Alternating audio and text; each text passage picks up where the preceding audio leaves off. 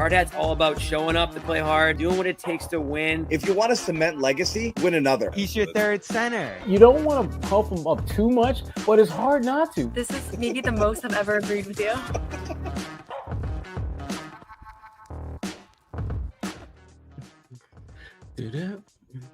Hello, everybody. Welcome to, wait, we're not dropping the ball. We're scoring touchdowns. We're knocking down shots. We're doing what Baylor Shireman could not do, and that is we're going to actually be taking and making shots tonight.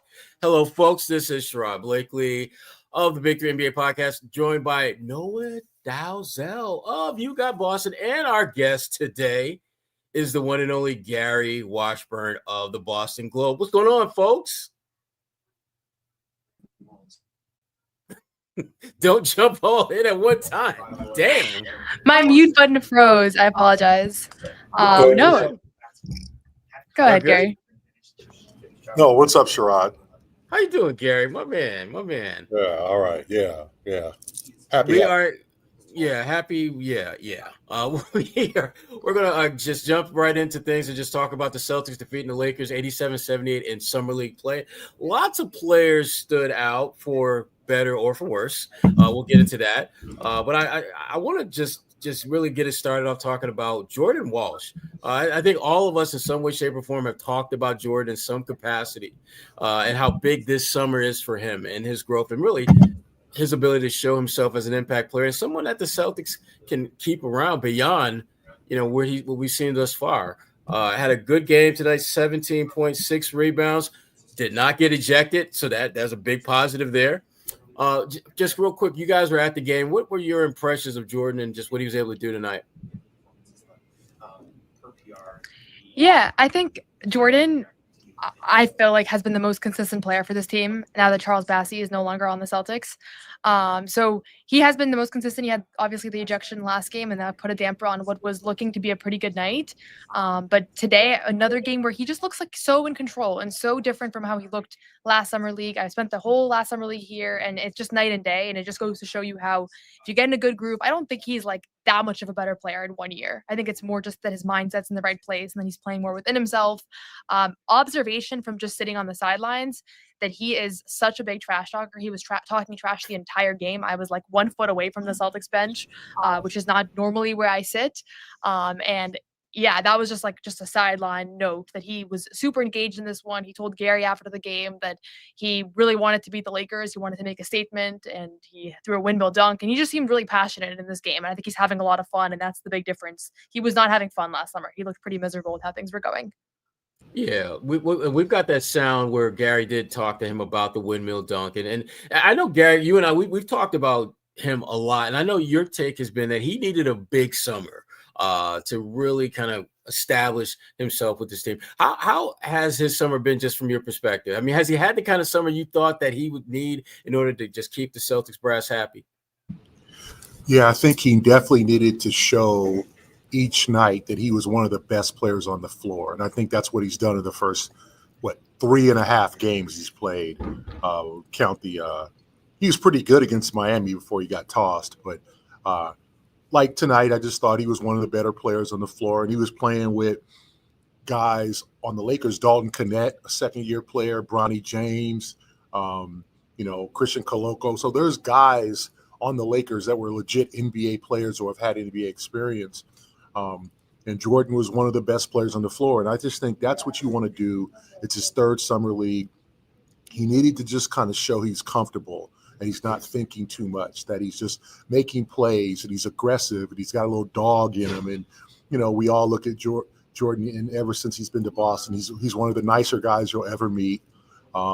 He's very approachable. He's just a kind man, just a great guy, right? And so you don't want to see that on the court. Like, you don't want to see him, patting everybody on the back and doing his thing. You want to see him talk trash. You want to see him play with a swagger that he hasn't shown yet. And that's hard when you're 19 years old coming into the league and you're playing with Tatum Brown and you're rookie, on that championship team, and he's just kind of like, oh my God, what the hell's going on here? I go from being a 7th man at Arkansas to winning an NBA championship. But I think now he really is a legit NBA player. Now, will that carry over to training camp? And, I think he's got to continue the development to fight for minutes because minutes are available.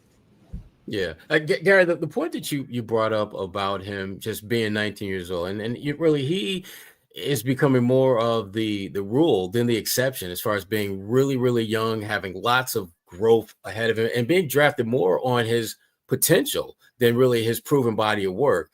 And with those guys, it does take them a little bit of time. I mean, you look at, a team like, for example, the Portland Trailblazers and Scoot Henderson, who I think is going to have a big year. He's another one of those really young guys who is starting to kind of come into his own a little bit now that he's had some time, and he was a very young guy coming to the league as well. The one thing about Jordan, though, I've liked really from the beginning is I think there's a level of athleticism that he has that we don't see enough of. And I think we saw some of that certainly in this game against the Lakers. In fact, we've got the sound where you talk to him a little bit about that windmill dunk. Ahmed, make it happen. You can't just the windmill, man. What's going on? Like, what happened? What went in your head? I mean, I think it's the first time you've seen this. Yeah, I wanted to beat the Lakers bad. I wanted to make a statement real bad. So I decided to put some icing on the cake. How motivated were you to just atone for what happened last game? Super motivated. I was even more motivated when we came out and they were hitting me, pushing me, all type of dirty stuff. And I was just like, all right, stay cool, calm, play, let's win this game, and really be happy after. Jordan, at the start of Summer League, you talked a little bit about finding the balance of you don't want to do too much, but also you've had some success putting the ball on the floor. How have you felt as though you managed that balance of playing off the ball, but also being able to create when you have a chance?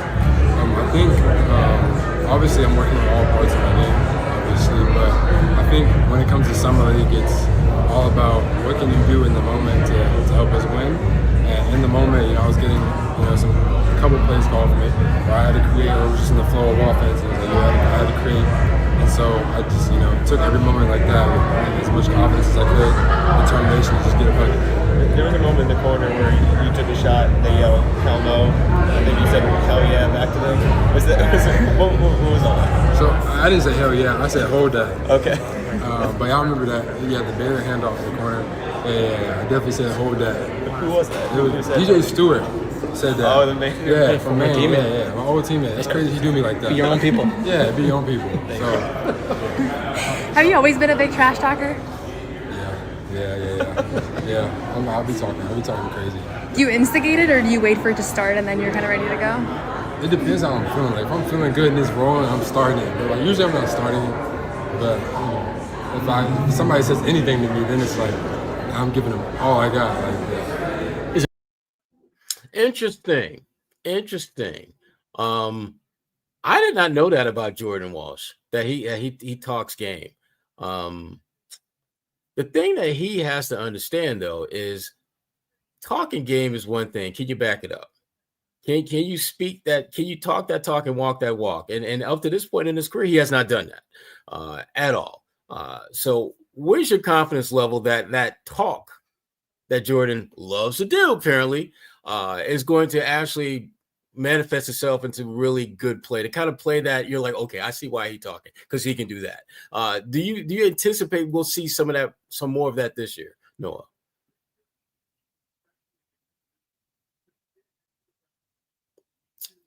We got no sound, Noah.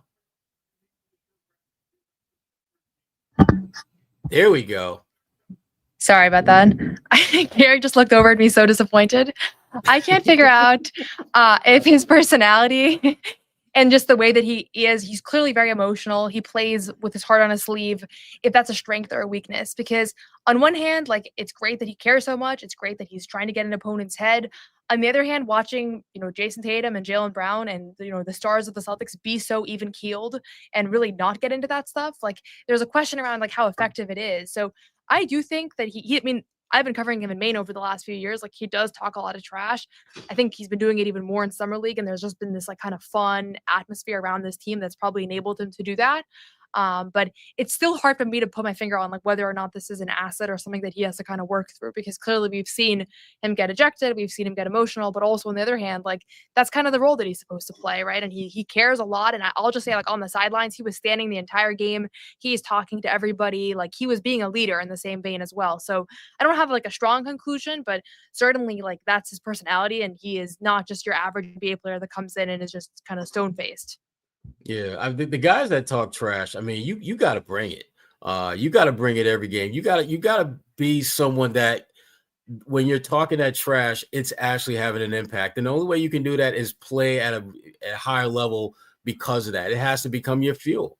I don't know if Jordan has figured out how to fuel himself to better play by smacking them gums, because we haven't seen it up to this point. And it's great that you're doing this in Summer League, but as much as I like what I saw, against the Lakers, I can't help but in the back of my mind think about what happened against the Heat, where when it got a little bit more physical than you felt comfortable with, rather than talk that trash and bust their ass, you just got overly physical and got taken out of your game, especially in a game that it was maybe the best first half you had in the Summer League. I mean, he had like 13 points when he got tossed. He was on his way to a big game.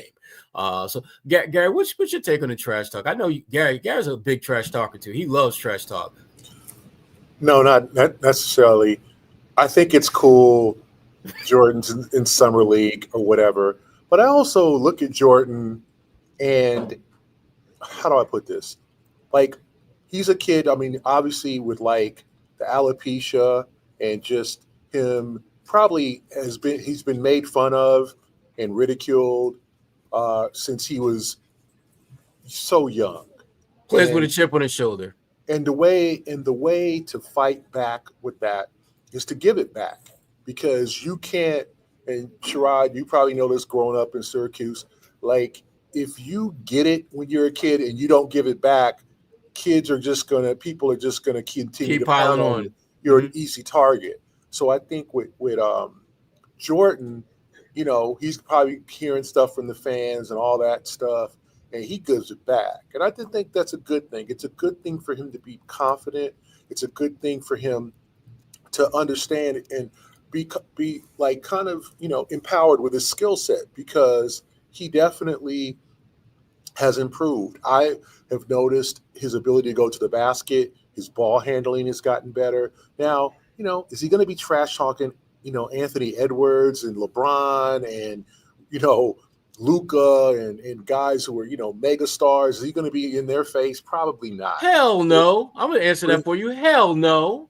But, DJ Stewart and Dalton Connect and Christian Coloco and you're good. You can give it to them because they're guys kind of on your level and you're getting the best of them.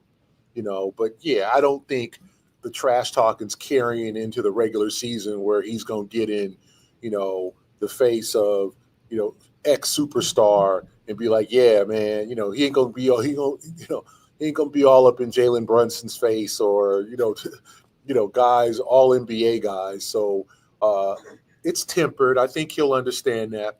But I also think he's becoming more confident, in his skill set, right? He's a guy, the game is slowing down. He's getting basically more reps, and he sees an opportunity. He told me Missoula pulled him aside after the season and said, hey, man, I don't know what's going to happen with this roster. So I don't know what your role is going to be next year. This is before the Drew trade, before the Kristaps trade, before Cornette left. Obviously, I don't think Torrey Craig's coming back.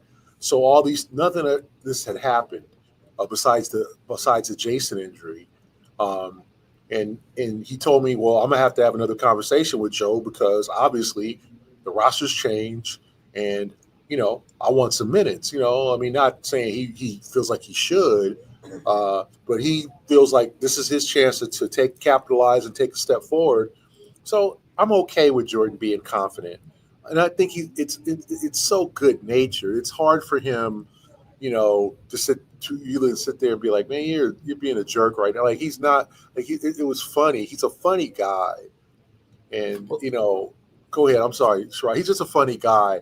And so anything he does, I just remember, like, there was a game, the Celtics and the Knicks, and Taco Fall was putting in work. My guy.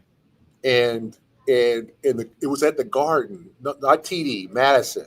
And the New York other fans Garden. were like, yes. And we're like, Taco. So I remember asking Marcus Morris, who, had a little fire to him. My man Mook. Yeah, because he was with the Knicks then. And I said, are you upset, or does that bother you that Taco is playing to the crowd? And he looked and was like, man, ain't nothing Taco could do go upset me, man. I ain't go. That's not one guy. He's such a big, gentle giant. Like, I ain't go. That don't upset me. It might have been if there's another guy, but and I feel the same about Jordan Walsh. Like, man, I ain't, I'm not going to complain about anything that kid does because it's all in fun. That's a good point. Yeah, he is like, it's clearly not bad natured. I think the only thing I'm thinking is, like, is it an advantage to be emotional on the floor or not? Like, as far as decision making and just being able to stay cool under pressure and all that. But in the same sense, like, he always looks like he's having a blast. Like, this is the same guy that asked to go up to Maine on his off day because he just wanted to play more basketball and like that sort of thing. Yeah, I mean, I guess when I think about that good natured banter. And how it could really go wrong for you. I think about Grant Williams. Great guy, talked a little trash, but there was the gap between his ability to consistently impact winning and the level of trash talk. Oh, it got a little messy there for him. I mean, are we talking about two completely different type of animals here? Or are we talking about, are there similarities? Gary, you shaking your head. I don't know whether you're saying yes, no. What the hell are you saying? Speak, boy, speak. I completely disagree with you, because if you look at that Miami game where he was the only one who stood up to Butler, and nobody, that game 2 said so much against Miami, said so much in the Eastern Conference Finals in 23, said so much about that team. And no one else had his back. Don't poke the bear. Like, this is NBA ball. Like, you know what? People talk trash to LeBron. People talk trash to, unfortunately, people did talk trash to Jordan. Like, it might have burned you in the end. He might have dropped 50 or whatever and then said, nice try, kid. But you got to go out there and fearless. And so I felt Grant is kind of turned into more of a physical player where he's kind of a bruiser, the whole foul on Tatum last year in Charlotte. But I felt like with Grant, he was trying to get his teammates going. And if you remember that game against Butler, he was the only one that stood up to Butler. And everybody, and to me, it's like, where's Jason? Where was Jalen? Where was Mark? Where were your teammates to have your back? So I don't think Grant, and we all know Grant is a talker. Like, he is a 12-minute interview with 2 questions, right? Like, we loved Grant. So I think they're completely different. I don't think anything that Jordan does is bad natured, and I don't see him carrying his trash talk to another level where I said before, he's talking trash to all NBA guys and dudes that could drop 40 on him in a drop of a hat. Yeah. But the fact that you brought up Luka and Dalton Connect in the same breath is a wide ass difference in who you dealing with. So if he's going to, I agree with you, Gary. I mean, he's got to be smart about when he's going to go there. You can't, I just don't think that I think you can poke the bear, particularly when the bear is bigger than you and better than you and stronger than you and can crush your ass. That's the problem I used to have with Grant. He would pick the biggest bears that he had no shot at handling. And that's not, to me, that's just, you got to be smart about that. If you're Jordan Walsh and Dalton Connect maybe hit a shot or 2 and you start talking trash to him, that's smart, because that's a guy that your talent will allow you to neutralize or overtake. But talking smack to Luka, come on. That's not the smart basketball. Before we go any further, we've got our big three here, but what would a Garden Report be without John Zanis? Zanis is always going to be around with us. Ahmed! This show, as always, is powered by Prize Picks, America's #1 daily fantasy sports app. Turn your sports opinions into real cash with Prize Picks. With millions of members, Prize Picks has made daily fantasy sports accessible to all. All you have to do is pick more or less on at least 2 players for a shot to win up to 2,000 times your cash. All you have to do is download that Prize Picks app, use the code CLNS to get $50 in your account when you play 5. That's it. All you have to do, play a $5 lineup, 50 instantly in your account when you use the code CLNS. You don't have to win. All you have to do is play 5, and that is that. Always check the Prize Picks app. There's free squares to be had all the time. Once again, all you have to do for new users is download that Prize Picks app, use the code CLNS, play 5, get 50 instantly in your account. Once again, download the app, play 5, get 50 instantly when you use the code CLNS. Prize Picks, run your game. Absolutely. There would not be a Garden Report without a John Zanis voice in there somewhere, obviously. And also, just to kind of piggyback off of what John was saying, this is the Garden Report, and we're part of the CLNS Media Network, which is where you'll find our content, the Big Three NBA podcast with Gary and myself. You Got Boston podcast with Noah, and other simply awesome, amazingly awesome Boston Celtics centric content, past and present, as well as other great Celtics content throughout there. So definitely keep that in mind as we progress through what is going to be an amazingly awesome show, because we've got happy joy Gary and happy joy Noah, because they're always happy. And for what I gather, the post game was a pretty happy occasion. Is that fair to say, Gary? Because Noah, I feel the happy vibe. I usually feel that. Gary, I'm trying to feel the happy vibe. I'm trying to feel it. You'll understand. Okay. Yeah, it was. Like, everybody was in a good mood. Even Baylor. Like, Baylor gave his Love Island review. Right? You know Love Island, Gary? Huh? Gary, what you know about Love Island? What you know about Love Island? Never seen it before in my life. Sorry. We're the black folks in it. Anyway, they're not there. Keep going. Yeah. That's not true. No, I'm being funny. Anyway, Matt Reynolds told, God, I have to look at the roster because he did not play tonight. Who did he tell? Who did he tell Noah to watch Blue Streak? Someone that didn't play? Who was it that he told to watch Blue Streak? Aiden Gray, Benjamin Gray. It was Zach Hicks. Zach Hicks, okay. He told him to watch the movie Blue Streak, the movie with Martin Lawrence. If people don't, Martin's done a lot of movies, but this one was about him getting stealing diamonds and then getting arrested, and he stored the diamonds in a building. And if I'm not mistaken, what was he supposed to take away from watching this movie? Just curious. There was some lines there that Matt and Emil Jefferson both watched the movie, and obviously they're fans, and they both said the same line to Hicks, like basically, yeah, it's like that. And so Hicks was like, and apparently Hicks was taking 3-pointers. Emil Jefferson and Reynolds were watching him or working with him, and he hit a 3 in someone's face, and then someone said, it's like that. He goes, yeah, it's like that. And both Jefferson and Matt Reynolds said at the same time, and they looked at each other like, wow, Blue Streak. So they told Hicks to watch Blue Streak during this week. I don't think he has. So he had a movie assignment. And I just thought that was hysterical. And I was like, why Blue Streak? With all Martin Lawrence movies, right. Why Blue Streak? And he explained it. Okay. So I got a newfound respect for Matt Reynolds that he likes Martin Lawrence movies. So things you just don't know. And also, too, and Noah, I'm sure, is going to write about this wonderfully. Matt's parents were there.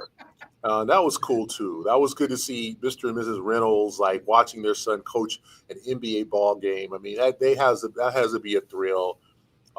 So yeah, it was a very fun-loving post-game session. Even Baylor, I said, who struggled, but Baylor was in good mood, So, and Miles Norris, we haven't talked to him much. I talked to him the other day, and he had jokes for Jordan and then Jordan. So, a bunch of good guys in this team.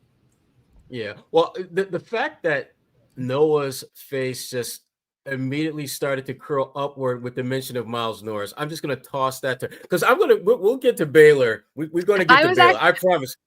But let's stay in a happy zone right now. And Miles Norris clearly is in the Noa Dalzell. I do like Miles Norris, but I was actually smiling because I was glad that Gary had the same takeaway from postgame as me. Because remember when I came on and I was like, it was a blast. I didn't believe you. You didn't believe me. Yeah, he was like, only if Gary says it, I'll believe you. So I think Miles there's something so fascinating about his game, because his frame and his like physical tools and his shot, and you can see that there's an NBA player in there if everything comes together, much more than some of the other guys in the roster that are more discussed. But it just for some reason hasn't come together. But I asked him after the game, like, who are the guys you're looking for when you're studying film? And he mentioned Michael Porter Jr. as one of those guys. I feel like that's a pretty good comparison for him. Like if he's going to aim to be somebody that like that type of shot, that type of length that he has. I just feel like he should be more dominant than he has been. And I don't know if it's just a lack of opportunity so far. He was pretty good in Maine. He was pretty good in the G League in general. But I'm excited about him. Like I like his game, and there's something about him that just feels like he has the physical tool. So it just makes you more confident that it could potentially come together. And he's a really good shooter. And that's like, it's hard to, some of these guys, like you're believing in like the idea of their shot, or you want to see the shot come together. His shot's kind of been there. I mean, he didn't shoot great tonight, but in general, he has been shooting pretty consistently over the last few years. Mm-hmm. We're going to get to someone who really did not shoot the ball well tonight in a minute. But before we get, well, you know what? Screw that. I was going to talk about Bronny James, but I really don't feel like talking about Bronny James. I don't really care about Bronny James. He had a good game. Yeah, supposed to. I want to talk about our good friend Baylor. This was not one of Baylor's. This will not go in the capsule of Baylor Sherman highlight games for sure. 2 for 14 shooting, 2 for 11 for 3-point range. Really, and the two shots he made, I believe they came in the first half. I'm going to start with you, Noah, because I know that Baylor's one of your guys. G League, Maine, Celtics. What is it? Why should I feel good about Baylor after this game? I think the thing with Baylor is that he hasn't looked bad, I thought, in Summer League. I mean, he hasn't looked amazing, but he just can't hit anything. And I've actually been impressed with his ability to not let the missed shots impact everything else. I said this last game. I know that's not what fans want to hear from Summer League, because they want to see their first round pick dominate, not show positive intangibles. But ultimately, he said it after the game, like he's been making shots for a long time. That's not really the question around him. He shot well in the NBA. He shot well in the G League. He shot well in college. So a bad week and a half of shooting for me is just not going to move the needle so much. I understand that if you're reactive, like that's just the way you're going to process his shooting splits, and they've been terrible. And I do think that he took a few bad shots today, just trying to kind of like get himself in rhythm.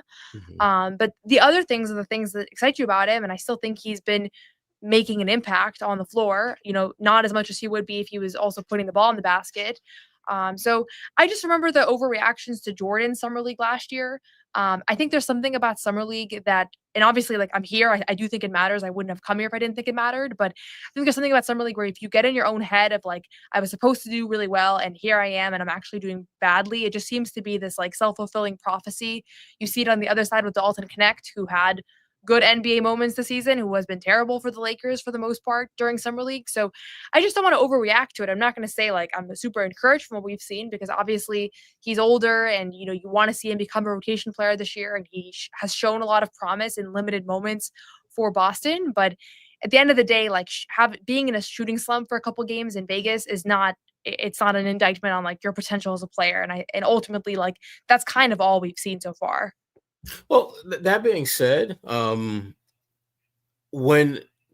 kind of the primary function of you as a player is to make shots, and you don't. Even if it's a week or two slump, you have to ask yourself why.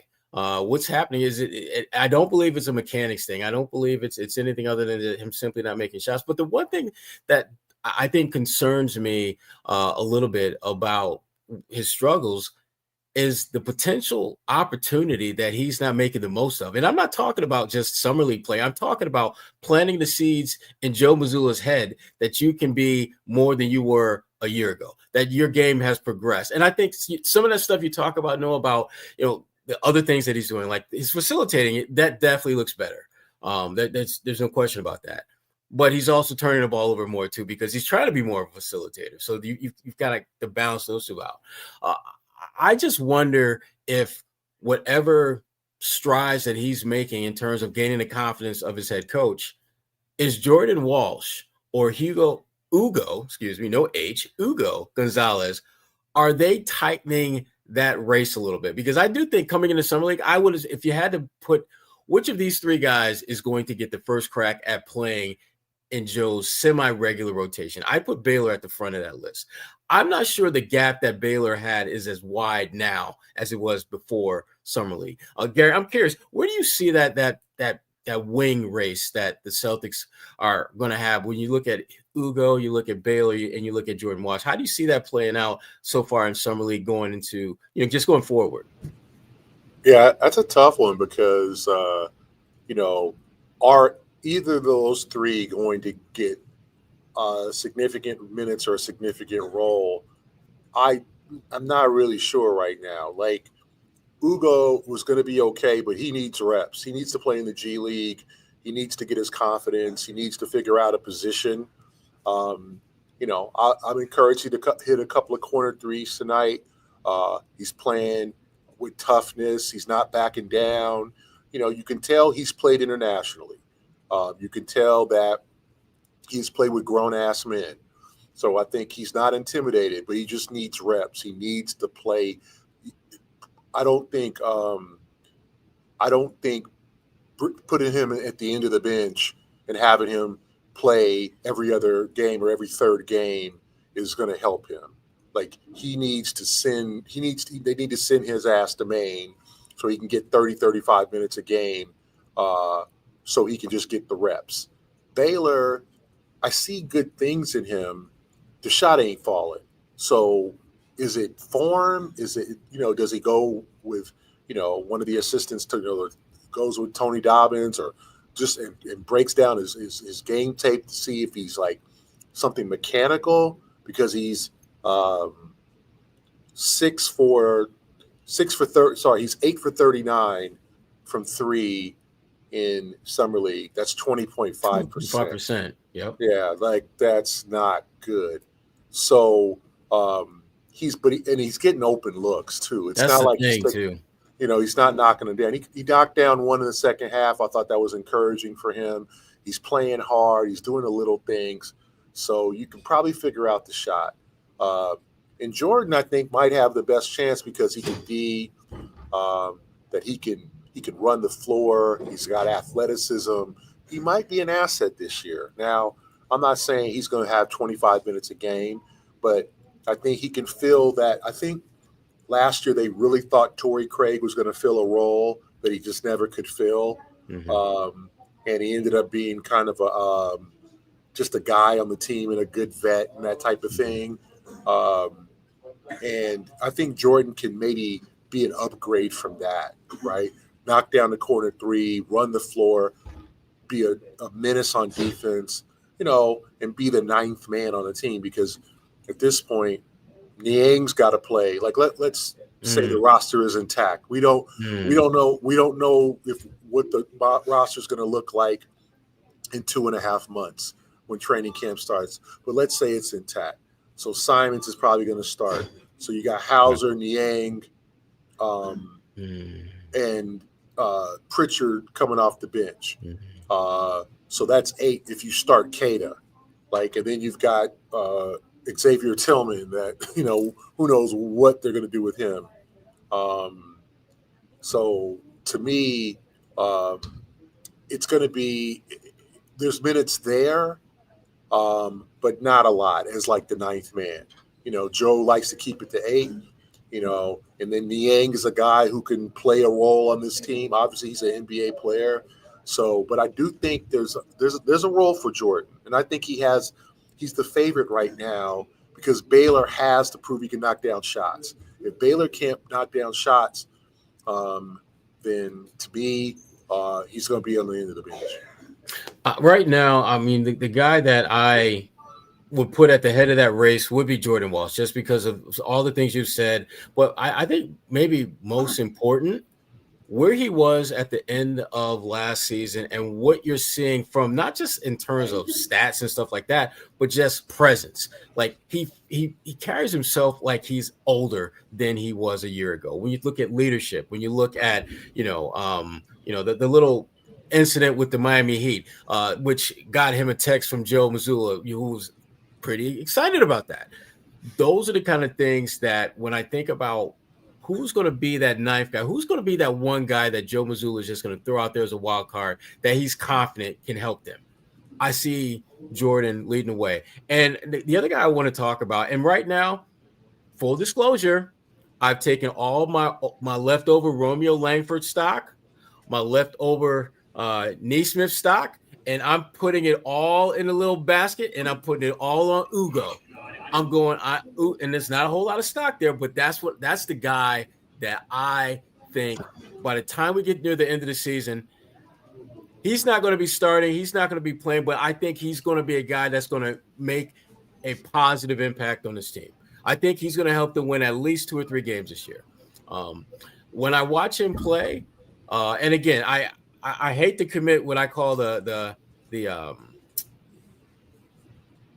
I hate to overhype him, but watching him play reminds me just flashes of Manu Ginobili. Now he's not there, he's not Manu, but he's got that kind of that wiggle about him that Manu has, and I love that about him. I mean, when you watch him play, the best stuff that he does are on plays where his number's not called, a tip in, a pass, the little things that show that he understands that there's this cog that he has to be in order to help the machine of winning occur, and he's comfortable being that. I really like it, but to your point, Gary, he's got so much to learn. He's got so much to learn. His defense has to get appreciably better. His shot making has to be more consistent. But when I look at the mechanics of his shot, at least from afar, they don't look bad. In fact, it seems that he, more than anything else, he needs reps, as you pointed out, because even with his team overseas, he's not getting a ton of playing time with them either. So Ugo is my guy. That's going to be my guy. I'll say this about Ugo and other Spanish players. Like, there's been the Gasol brothers, amazing players, going to, Paul's in the Hall of Fame. Mark's got his number retired in Memphis. But if you look at the Spanish players who kind of were thrown in, the Sergio Gonzalez, Rudy Fernandez, like they were, even Ricky Rubio, they were okay. Right? They were okay. They weren't great players. And Ricky, if you remember the hype that Ricky Rubio came into remember, he was taking over Steph. That's the one thing. That's and my boy Johnny Flynn. My boy Johnny Flynn was let's keep it real. Johnny Flynn, you're Syracuse guy. So and Ricky had a solid career, but not what people thought he was going to be. People thought he was going to be just this dynamic, kid who, he was playing in the Olympics when he was 17, 18. So I think the key is not to rush Ugo into playing against this high level competition. So to me, give him reps in Maine. Just bring him along slowly because he has potential. I do think, Sherrod, he has Ginobili potential when he gets more stronger, more confident. But this year, he didn't crack the rotation for Real Madrid. How are you going to crack the rotation for the Celtics? Well, I mean, Gary, the rotation for Real Madrid, and you know this better than I do, there are a lot of veterans. with NBA experience. In fact, if you take out, let's put it this way, that rotation in Real Madrid in terms of experience is as deep, if not deeper, than the Celtics. And I'm talking about talent. I'm not talking about talent. I'm talking about just veteran experience. And international teams, they typically lean more on the experienced players than they do the ones with talent potential. That's why a guy like Luka Doncic was such, a unicorn type talent, because he was incredibly young, incredibly talented, and more importantly, was given an opportunity to showcase that. When you look at Ugo, I think it's clear that that's a guy that I think in certain situations can help the Celtics this year. I really think he's going to be a pretty good player. Now, is he going to be as good as Ginobili? I don't know, but I do think he's a guy that could be on the cusp of your rotation by the season's end. He's not going to start off there because he's not. I agree. I don't think he's ready, but I do think some time in Maine, some time with the Celtics, kind of going back and forth. I think he can build up to that and be someone that, when we're getting near the end of the season, you feel really good about his place within your roster. I'm just curious, Noah, what's your take on Ugo? You've seen him play a few times now. Yeah, I think Matt Reynolds said this after the game, but he's exactly as advertised.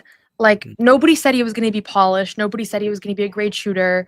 Like, we knew that there was going to be, issues with his game, places where he was going to have to adjust. But he plays with a ton of energy. He gives it his all in every possession. He seems like a great kid. Like, obviously we don't know him super well yet, but he is super engaged on the sidelines. Like, there were a couple moments where, like, there was one moment that really stuck out to me where Kenny Lofton airballed a three from the top of the key, and Ugo was calling for the ball, and as soon as he airballed it, Kenny looked at him like, "Oh, my bad, I should not have shot that," and he gave him like 2 thumbs up and went over to tap him on the back and was like, "You're good, don't worry." And I was thinking, like, he's the 19-year-old on the team, and he has this kind of like professional veteran spirit about him that I don't think Jordan had as a 19-year-old, which is totally fine. Like, you're 19, you don't have to have that, but you can tell that he comes from like a professional background and the cutting, like the crashing the glass. He's had a couple moments where I'm like, that's exactly the player that Brad Stevens kind of pitched to us on draft night. So I do agree he's going to need time in Maine, especially because he's not from here. He's learning the terminology. I think there's a little bit of an extra learning curve with all of that as well. And they like to bring those guys up to Maine to just kind of get acclimated to the system. There's a ton of continuity between Boston and Maine and the plays they run and their defensive schemes and all of that. And especially because there's 2 other guys that basically play his position that are also young guys that the Celtics are going to take a chance on. So I think he'll start there. But we've seen like Jordan and Baylor both started there and they had very different outcomes their rookie year. Like Baylor ended up being in the rotation and, in the later half of the season, whereas Jordan really never even made it back to Boston. So going up to Maine can mean a lot of different things. But that seems pretty plausible. And as far as just comparing the 3 guys, like I think it's human nature to see like, okay, who was like the leader, I guess, as far as potential rotation minutes entering Summer League and who is it now? And we probably would all agree Baylor was the one we felt, or at least I think we agree that Baylor was the one that seemed to be in the lead heading into Summer League, and Jordan seems to be in the lead now. But I just think about like how many times our opinion has changed on these guys based on a couple game sample. Like after preseason, I was like, Xavier Tillman, he's going to come in and he's going to be awesome during the season. Like he was hitting his threes and like we were all excited about it. We were all hoodwinked and bamboozled. All of us. Thinking Jordan Walsh after Summer League, I was like, this guy might not be an NBA player. And then next thing you know, he comes in the games during the regular season and he's fine. Like he doesn't cause any negative things to happen. So I just expect there to be a lot of more highs and lows with these guys, because the guys that get drafted around this time, like there's a reason why they weren't lottery picks, but at the same time, they also have upside. So I actually, if I had to guess right now, there's going to be a month where Baylor Shireman's more in the rotation, and there's going to be a month where Baylor's struggling a little bit and Joe turns a little bit more to Jordan.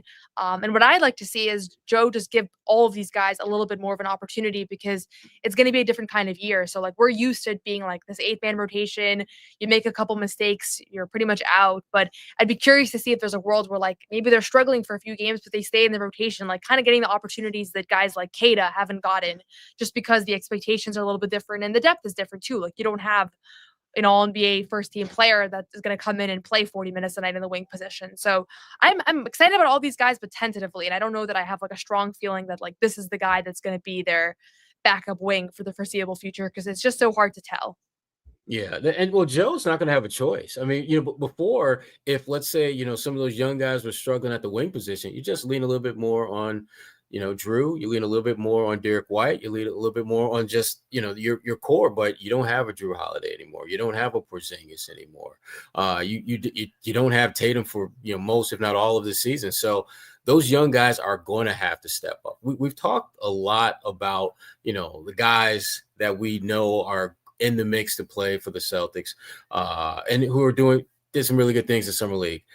We haven't talked yet about the guy who was probably, if not the best player, the next best player so far, who did not play in this game and who has, I guess, gone somewhere. Charles Bassey, Gary Washburn's favorite Western Kentucky alum. He's my second favorite. My favorite is Courtney Lee, just because Courtney Lee, for Celtics fans, Courtney was here for a hot minute. Incredibly funny dude. Great sense of humor. Even when he was trying to get loud one day in a post-game presser because he wanted to be traded because he wasn't playing in a game, and he was very vocal about, if they're not going to play, you trade me, which was you love that. But let's talk Charles Bassey. Gary, what's his deal? I mean, because I saw you flash the do signs. I saw Charles. He literally flashed the do signs. What's his deal? Like, why is he not with these guys now? Based on, especially when you look at how he played. I think either A, he's got an offer from another team who told him, take your ass off the floor. You're not playing again in Summer League.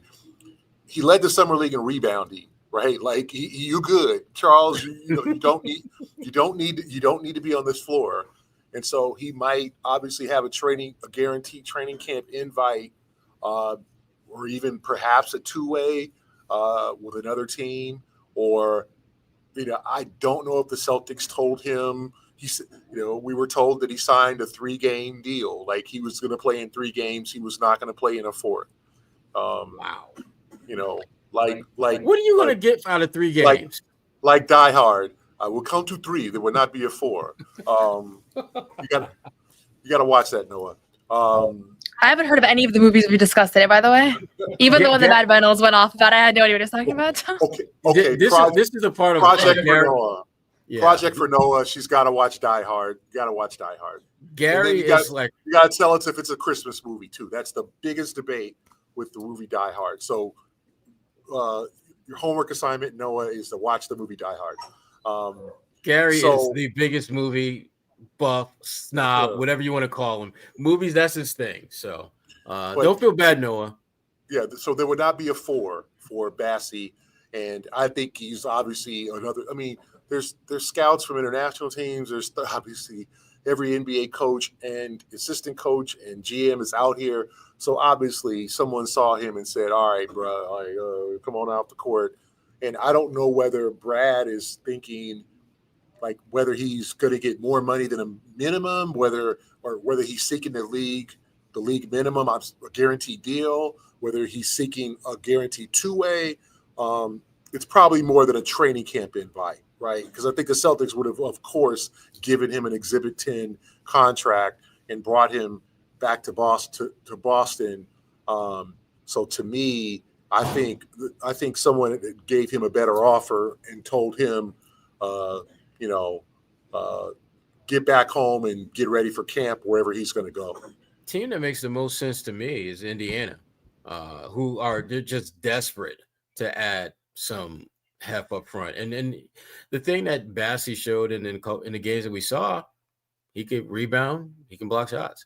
And if that's the job that you need him to do, and you don't expect anything more from him, and you can get him at pretty minimal cost, probably minimum salary, hell yeah, you take that, because to me that becomes one of those high reward, low risk propositions that I think almost any team would be willing to do. No, what was Bassey as good as the numbers suggest? Just based on what you saw, Noah, because he looked like a machine out there, but I don't know if he was that good. Yeah. So here's the thing on Bassey, and I talked to some people earlier in summer. I was going to say summer camp, summer league, that basically, I think he was initially actually only supposed to play 2 games with the Celtics, and so they actually extended him a little bit longer than what the initial feeling was going to be. So this was, I think this was just the general idea here. I talked to some people that are more in the overseas space. They were trying to recruit him to go overseas, and kind of that's where their perspective came in. So not anybody in the Celtics organization, but this is the guy that felt like he is too good for Summer League. I think is the understanding that I have, because ultimately he's been in the NBA for 3 years. He's dealt with some injuries, and that's kind of been one of the red flags around him. But a guy in his position that has played, he was drafted in what, 22, 21. Like he didn't, I don't think he wanted to play Summer League. Like, I don't think that he's going to be able to prove too much at Summer League. And I think he knows that. And so the red flags that are around him, around like he's had a lot of injuries over the years, like he's not going to be able to disprove any of that here. So I'm not sure how he ended up on the Summer League roster. He wasn't on the roster that we were given. So like the day that we got here, it was a surprise to even see him on the floor. But from my understanding, he actually overstayed his like initial commitment. So it was no surprise to anybody on the team that he was gone today. I don't think anything like went wrong or anything like that. And I don't think that he has anything lined up, and maybe he does. But that was not, from just talking to people, like I think it's just he wasn't going to do a full Summer League experience, just considering his kind of stature, where he came in, how long he's been doing this. Like there's a certain runway. Jordan Walsh today, by the way, became the all-time leading scorer for Celtics Summer League. We learned. So I don't know if that's something you want or you don't want. That's like being MVP of the G League. What exactly is that? And you know what, Sherrod? There's nothing wrong with being MVP of the G League. In fact, you may get 4 puff pieces from me for it. So that's it. But yeah, 4 in that first week. Got you. Okay. Yeah, exactly. Gary's ready to leave. Wait, Jordan became. Wait, time out. Let's just rewind here. Jordan, this was not my scoop. It was Suichi from Mass Live asked it in his question. I don't know how he got this information, but he became aware of the fact. Asked Jordan. Jordan was excited to learn that he was the all-time leading scorer for Celtics Summer League. It came in 3 seasons. It is kind of similar to JD Davison winning G League MVP. It's like, and also becoming the all-time leading scorer for the Maine Celtics. So, I would take the hardware personally, but I understand some people don't want to get Summer League and G League hardware. I would take it. Is there a plaque or some type of actual piece of hardware that you get? I've got some really, really bad thoughts on what I give someone to be the all-time Summer League scorer. But to answer your question, Sherrod, I do think Bassey's as good as he looked. It just because if you put Keita right now here, he would also look like way too good to be here. Like there's a certain level of big, and a lot of these guys are like this year's draft picks. They're just bigs that are just trying to adjust.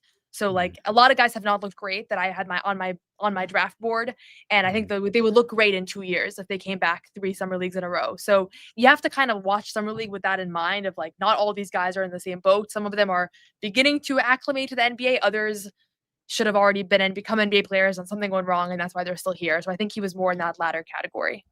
Can't wait to see that video tribute to him being at the TD Garden when they announced that he's the all-time leading Summer League scorer in franchise history. Yeah, looking forward to that one. Gary. Hey, listen, we're talking about a lot of guys who, if they are involved with the Celtics, aren't going to be much of an impact player. Let's just be honest and keep it real. But a couple guys that were on the Celtics radar at some point who are no longer on the radar because they have basically committed to other teams. We're talking about Bradley Beal, who is going to be a Los Angeles Clipper. And we're talking about Damian Lillard, who is going to rejoin the Portland Trailblazers on a 3-year, $42 million contract. I believe the last year is a player option, which, considering his age, is a great deal for him. Let's start with Lillard first. Noah, what's would he have been a good fit in Boston?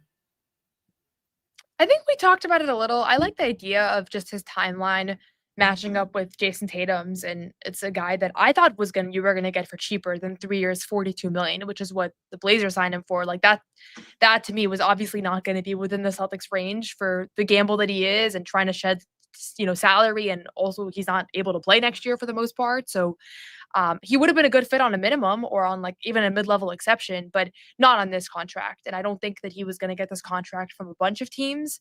But I love it. outside of the Celtics context, like I love this story for him. It makes a lot of sense. It's been reported that the primary reason for going there is that's where his kids have been. So I don't think the Celtics really could compete against that. But I did like the idea of just like year off a year, you could get him for cheap. If Tatum's recruiting him, why not? And that's what I think you, Gary, reported, right? Yep. Yeah, I mean, one, if Dame is going back to Portland, I don't think it's to win a title. Like that's like, you know, the Blazers will be better, coached by one of Sherrod's favorite people, Chauncey Billups. Billups. Yeah, I didn't ask for that, but okay, yeah, there you go. My guy, that's my guy. Yeah. Go ahead. So I do think they'll be improved. I think now, and they got Dame and they got Drew. They're going to be. They got a lot of veterans. They got Scoot Henderson's going to be better. Scoot's going to be better. They're going to take a step forward. I think they're going to try to make a run. Maybe go for the play-in spot. Maybe that 7 seed, 8 seed, or something like that next year. And they're getting nothing but talented. And I know Noah watched him too. The Hansen, the kid from China, Yang Hansen. I love him. Oh my God, he has been the summer league sensation. He has been probably the most surprising player because no one knew about him, when he got drafted, and he has just taken summer league by storm. He is like the unofficial kind of MVP of the summer league in terms of just his performance and his pull. And a lot of Chinese folks are coming to the games, and there was a contingent yesterday holding up the China flag and filming video for Chinese television. So, and apparently Chinese TV is, as Suichi might have told me, are going to do all the Portland games. They're going to telecast back to China. So this is a big deal. But to me, I think Dame's personal life really took a hit when he went to Milwaukee.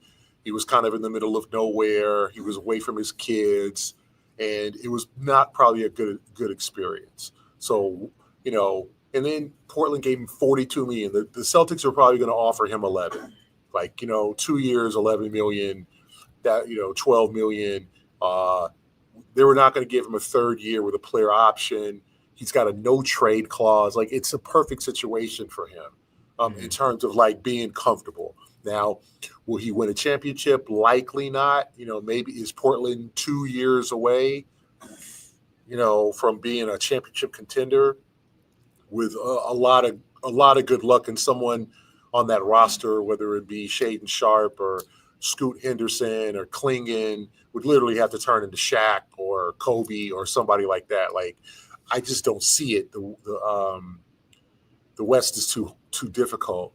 So I think it, like Noah said, I think it's a heartwarming story of him wanting to go home. The exit was not good. Now we all know he's going to get his number retired. He's an all-time, and this is something to be proud of. He's an all-time Blazers leading scorer. Not summer league. That will get you a standing ovation and a tribute video. Why not both? You're right, Noah. What were we thinking? You know what? Ahmed needs to put together a Jordan Walsh all-time summer league video. Yeah, absolutely. Honoring this momentous occasion. So to me, I do think he considered Boston. I think he also considered Golden State, Houston, Minnesota, teams that had. Because obviously, he goes to the Rockets, he can win a title. Minnesota's closer to a title than Portland. So this is a special circumstances where it's like he can be home now with his children, or I think are nearly 10, 9 and 10. I think, his kids are old enough to know that dad isn't, what I'm saying? And so I think personally for him, this was just a chance to find his personal off the floor happiness and go back to a place where he knows it's home. They love him. And for Portland, you're putting butts in the seats. The team is about to be sold, and Adam Silver dropped the nugget like, oh yeah, and you need a new arena. And so when Adam Silver gives you the warning that you need a new arena, you need to get a new arena, because if you don't, relocation will be, especially with new ownership, will be a potential possibility. So I think Portland's looked at the off the court impact just as much as on the court and bringing Dame back.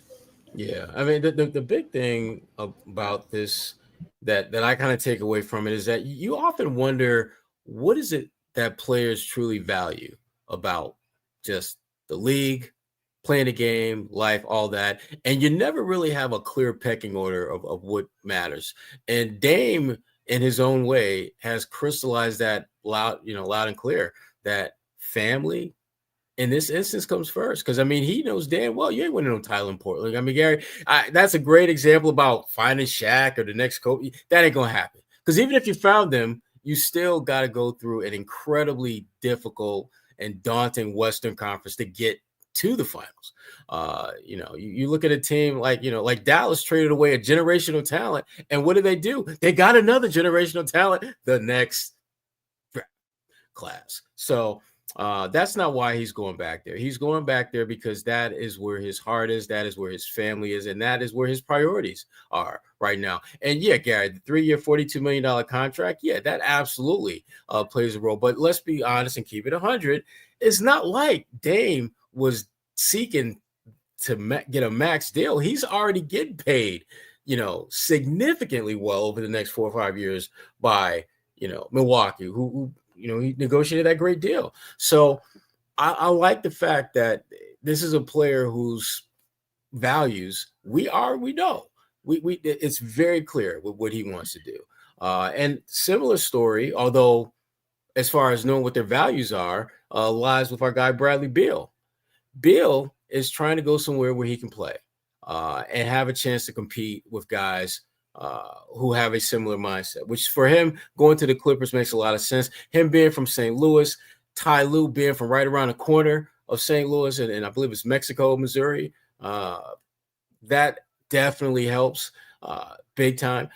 Noah, I'm just curious, how do you think Bradley Beal is going to fit in with the Clippers and what they're trying to do out west? To be honest, I don't really get what the Clippers are trying to do because I don't know that Bradley Beal is like significantly better than Norman Powell, and they let him go. I understand they were trying to negotiate an extension and they did get some value back, but like it doesn't feel like they're going all in on contending the way that some teams are. But at the same time, they have players that have to be win now players in James Harden and Kawhi Leonard. So like I just think there'll be another team that's in the mix next year, but I don't really see how they separate themselves from and how do they beat the Thunder? How do they beat even the Nuggets have had a pretty good offseason. So there's nothing wrong with that. Like especially in the Clippers position, like they have to sell tickets. They got this new arena. Like you want to be competitive. They made it very clear they don't want to go into rebuild mode this offseason. But honestly, Dame's decision to go to Portland makes more sense to me because who knows how good Portland could be in 2 years. They have a lot of young players. They have a lot of, they have Drew Holiday, who we'll see how he holds up. But like, there's a case to be made. They could be a playoff team in a few years. And so the Clippers are ahead of them. But it's like, if you're not going to go to a surefire contender, and there are only a few of those in the league, the rest of these teams, like, it's pretty hard to figure out where they're going to be in a few years from now. And Kawhi Leonard gets hurt. I hope it doesn't happen. But like, there's a lot of factors that things could go wrong. And next thing you know, this team is, in the play-in mix. Like that's very realistic, I think, for a year or two from now. So clearly the Phoenix experiment had expired. He was not a good fit there. I think they needed to kind of clean house, get rid of Durant, get rid of Beal. So it makes sense that he had to go elsewhere. But I don't look at this fit as like this is going to necessarily move the needle. And when I was just going to say this, I see somebody in the chat said, but like with the Dame thing, it's like there's a very clear, like everybody wants to win a championship. But if I would rather be Reggie Miller in Indiana than be a guy who won some meaningless ring, not where I played, and like you've won that franchise has 9 championships. Like I think that sometimes like the ring culture thing gets a lot of hand, and this is a perfect example of like when it really makes sense to go against that. So we'll see how it goes with Bradley Beal. Maybe I've always been low on the Clippers, and they're easy to stay low on because they keep proving you right. I don't know, Gary, if you see more promise in the short term with that team, but I looked at this Bradley Beal thing as kind of a nothing burger for the league's landscape. Yeah, I think the Clippers' thinking is that, one, they were able to get John Collins in that trade for Norman Powell. So they feel like, hey, we got John Collins and Bradley Beal because they signed him without any, having to trade for him for Norman Powell. right? I think that's the way the Clippers look at it. You got a really capable four-man in the final year of his deal, and then you got Bradley Beal. And I think they were also concerned with how Powell would play with a healthy Kawhi. Powell, has been mostly a reserve in his career, like a sixth man of the year candidate, but he flourished as a starter. This year he could have made, he was an all-star, close to making an all-star team this year. So do you put him back on the bench? What do you do with a healthy Kawhi? I think the Clippers kind of felt like we need to switch some things up, and getting a really capable big with some athleticism and some dog in him, like John Collins, will help their front court. And then Beal, you just cross your fingers he stays healthy and he's dedicated, and that he is engaged and wants to change his reputation. Because obviously when he was in Washington, he was considered a real cornerstone. Obviously, that's why the Wizards signed him to that crazy deal. That ended up being very regrettable for a lot of teams, except for Bradley Beal, of course. He liked the deal.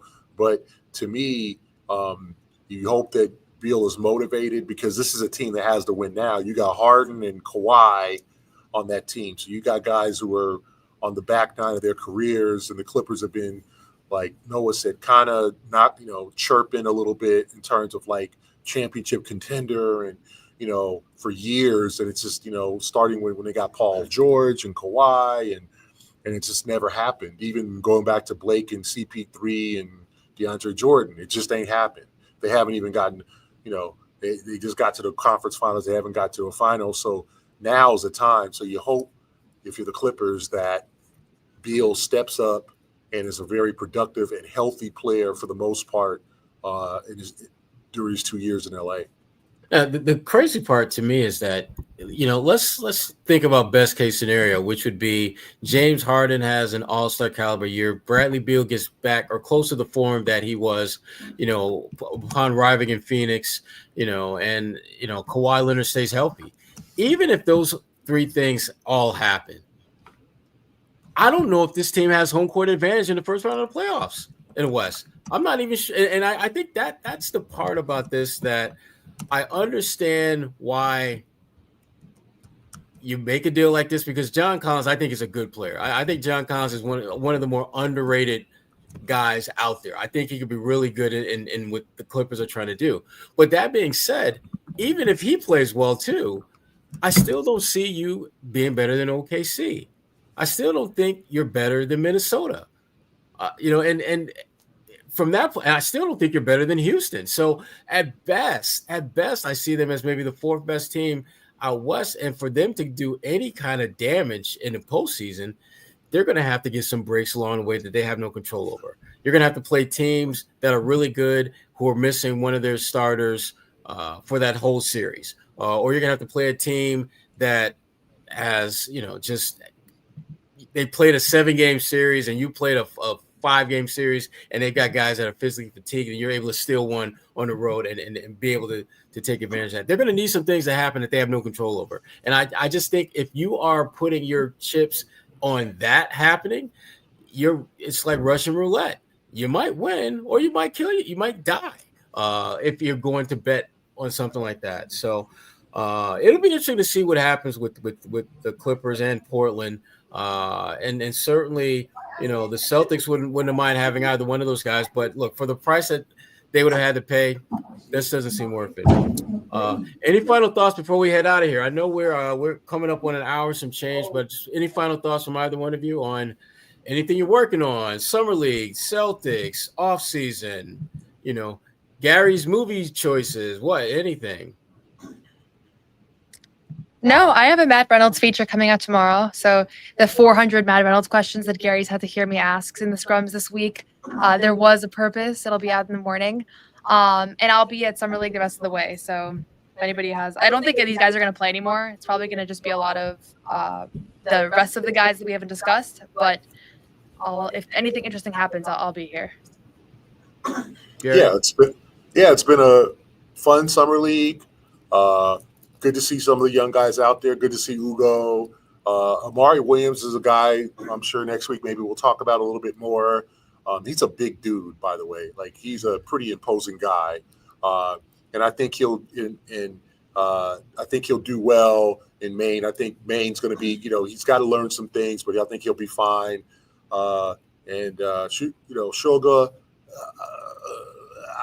I was not impressed, but we'll see how it goes with the two-way, and with that. Somebody asked me my all-time favorite movie. Tough, but I'll throw one out there. I'll say Casino. Ooh, Casino. Okay. Casino. Should I watch that or should I watch the other thing that you guys said? Both. You have to pick one. Homework. Casino. Yeah, but Die Hard's got such a cultural you're right. Go with Die Hard. Yeah. She might enjoy Die Hard, actually. Yeah, I'm one of the rare people that think Casino is better than Goodfellas. I know I'm in the minority, and people want to fight me over that. But I'm more of a Casino guy than Goodfellas. But I love Goodfellas too. So I'm just reading the comments. Goodfellas, great movie, but I'm more of a Casino guy. Why, Gary? Goodfellas is that's Joe a good Pesci movie. was great. I love De Niro, Joe Pesci, the whole the Vegas thing. I mean, I just Don Rickles is in that movie. I mean, who doesn't love Don Rickles? It was a great movie. Then it was a true life story too. So anyway, that's all I got. Okay. All right, that works. Hey, before we get out of here, for those of you listening to the show, we ask that you subscribe to the podcast, like, and leave a review. And for those watching the show on CLNS, go ahead and hit that like button and subscribe to the CLNS Media and Celtics All Access YouTube channel, where you can find this show and many, many, many others, all great Celtics content. And please make sure to turn on your notifications so you know the instant a new video or show drops like this one. Sherrod Blakely for Gary Washburn and Noa Dalzell. This is the Garden Report.